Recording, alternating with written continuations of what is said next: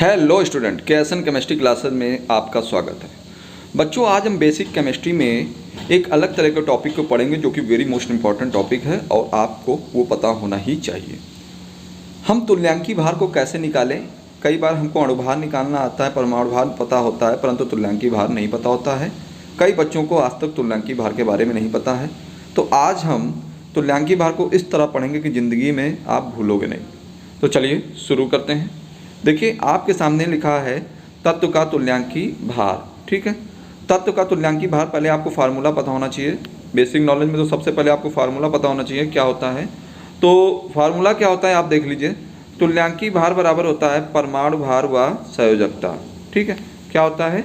परमाणु भार व संयोजकता। ठीक, तो देखिए इस फार्मूले के हिसाब से हम चलेंगे। परमाणु भार बटे संयोजकता, यानी हम तत्व का तुल्यांकी भार निकाल रहे हैं।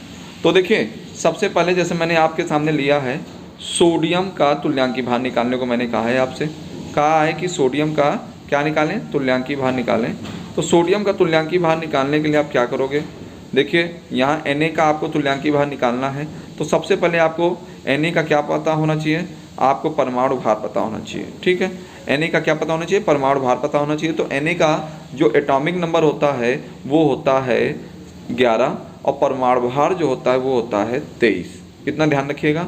अब परमाणु भार जब आपको पता चल गया तो आपको संयोजकता उसके बाद पता होनी चाहिए। तो संयोजकता पता करने के लिए आप क्या करेंगे? देखिए, Na का परमाणु क्रमांक कितना होता है? 11। अब 11 को जैसे ही तोड़ेंगे, पहली कक्षा में 2 इलेक्ट्रॉन, दूसरी में 8, ठीक है, और तीसरी में कितने इलेक्ट्रॉन बचेंगे? 1 इलेक्ट्रॉन बचेगा। ठीक है, तो ये क्या हो गई? इसकी संयोजकता हो गई। ठीक, तो आपने देखा कि यहाँ पर इसका परमाणु भार 23 और इसकी संयोजकता क्या है? आखिरी में 1 इलेक्ट्रॉन है, इसकी संयोजकता 1 हो गई। तो देखिए कैसे आप क्या करेंगे, हम सूत्र लगाएंगे। परमाणु तुल्यांकी भार बराबर क्या होता है? परमाणु भार बटे संयोजकता। तो परमाणु भार 23 है और संयोजकता बटे में कितने हमने रख दिया? 1 रख दिया। 1 को हमने 23 से डिवाइड किया तो कितना आंसर आ गया? 23 आ गया। ठीक है, थोड़ा सा इधर देखिए, पोटेशियम का आप तुल्यांकी भार कैसे निकालेंगे? तो पोटेशियम के तुल्यांकी भार को निकालने के लिए सबसे पहले पोटेशियम का परमाणु भार पता होना चाहिए, क्योंकि सूत्र क्या होता है? तुल्यांकी भार बराबर परमाणु भार बटे संयोजकता। यही तो होता है, तुल्यांकी भार बराबर परमाणु भार बटे संयोजकता। तो देखिए, पहले तो परमाणु भार पता होना चाहिए। और परमाणु भार किसका? पोटेशियम का। पोटेशियम का परमाणु भार कितना होता है? 39 और इसका परमाणु क्रमांक कितना होता है? 19। संयोजकता निकालने के लिए हमको इसका परमाणु क्रमांक पता होना चाहिए। देखिए, पहली कक्षा में 2 इलेक्ट्रॉन, दूसरी में 8, तीसरी में 8 और आखिरी में कितने इलेक्ट्रॉन जाएंगे? 1। ठीक है, तो इसकी संयोजकता कितनी हो गई? 1 हो गई। तो तुल्यांकी भार इसका जो पोटेशियम का परमाणु भार वो कितना ऊपर दिया है? 39, तो 39 रखा। संयोजकता कितनी है? 1। 1 को 39 से भाग किया तो कितना आया? पोटेशियम का तुल्यांकी भार आ गया आपका 39। चलिए आगे देखते हैं। अब आपने तत्व का तुल्यांकी भार निकाल लिया। अब क्या करेंगे? पदार्थ का तुल्यांकी भार निकालना। कैसे? इसको देखिए। देखिए, पदार्थ का तुल्यांकी भार निकालने के लिए आप क्या करेंगे? सबसे पहले आपको फार्मूला पता होना चाहिए। तो फार्मूला सेम होता है, तुल्यांकी भार बराबर अणुभार बटे संयोजकता। तुल्यांकी भार बराबर क्या होता है? अणुभार बटे संयोजकता। ये फार्मूला है। ठीक है, तो इस फार्मूले में जैसे मैंने कहा आपसे, HCl का तुल्यांकी भार क्या होगा? HCl का तुल्यांकी भार क्या होगा? तो सबसे पहले तो आपको अणुभार निकालना आना चाहिए। अभी तक आपने अगर मेरे अणुभार के वीडियो को नहीं देखा है तो ऊपर आई बटन आ रहा होगा, तो आसानी से क्लिक करके अणुभार को भी आप देख सकते हैं। साथ ही साथ संयोजकता का भी वीडियो पड़ा है, आप देख सकते हैं।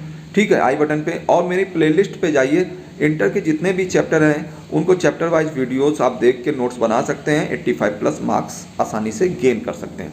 तो यहाँ पर मैं बात कर रहा हूँ HCl के तुल्यांकी भार की। सबसे पहले HCl का आपको तुल्यांकी भार, हाइड्रोजन का परमाणु भार 1 है और Cl का परमाणु भार कितना दिया? 35.5।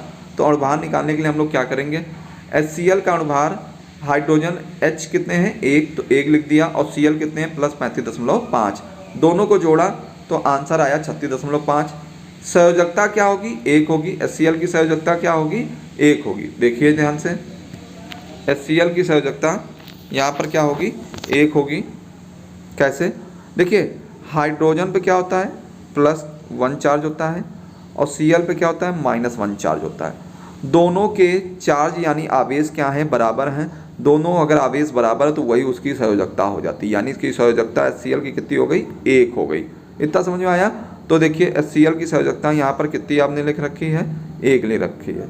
ठीक है, आप क्या करेंगे, तुल्यांकी भार किसका निकालेंगे, HCl का तुल्यांकी भार निकालेंगे तुरंत। क्या करेंगे इसके लिए, अणुभार बटे संयोजकता।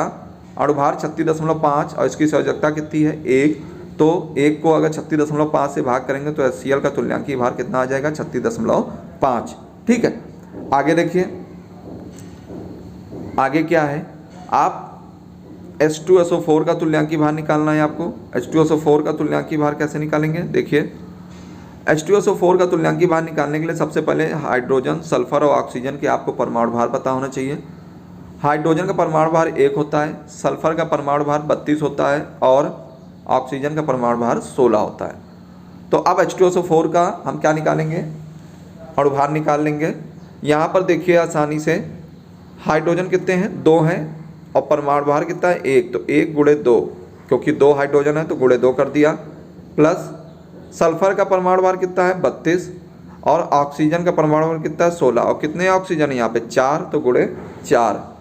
तो 2 एक कम, देखिए 2, ये हो गया आपका 32, 16 चौको कितना हो गया, 64। जोड़ेंगे तो 98 आएगा, यानी H2SO4 का जो अणुभार आने वाला है वो 98 आएगा।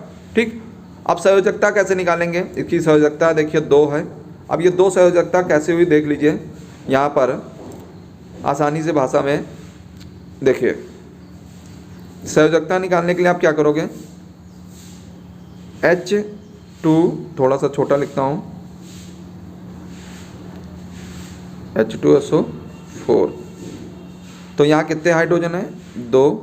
तो ये H+ और ये टूट गया SO4, 2- होता है, SO4 में 2- होता है। हाइड्रोजन कितने हैं, 2। तो यहाँ पर देखिए 2 हाइड्रोजन हो गए, इसके ऊपर कैसा चार्ज आ जाएगा, 2+। ठीक है, तो 2+ और 2- यानी दोनों ओर के चार्ज क्या है, बराबर हैं। तो यानी इसकी संयोजकता भी कितनी हो गई, 2 हो गई। तो क्या करेंगे, H2SO4 का तुल्यांकी भार निकालने के लिए अणुभार बटे संयोजकता। अणुभार कितना निकाला था अभी आपने, 98, और संयोजकता कितनी है, 2।